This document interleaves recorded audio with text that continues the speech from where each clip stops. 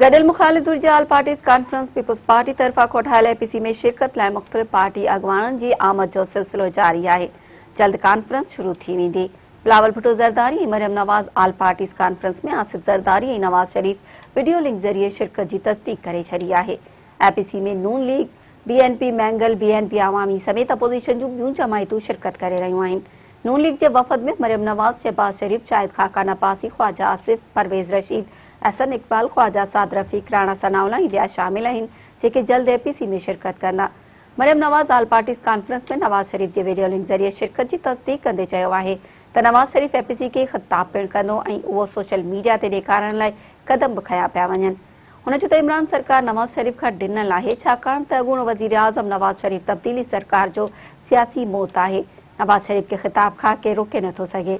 हुन जमायत इस्लामी आल parties conference में शिरकत खां इनकार करे छॾियो। सिराजुल हक़ चयो आहे त मुल्क ख़ातिर हाज़िर आहियूं पर कंहिं जे ज़ाती एजेंडा जो हिसो न बणिजंदासीं।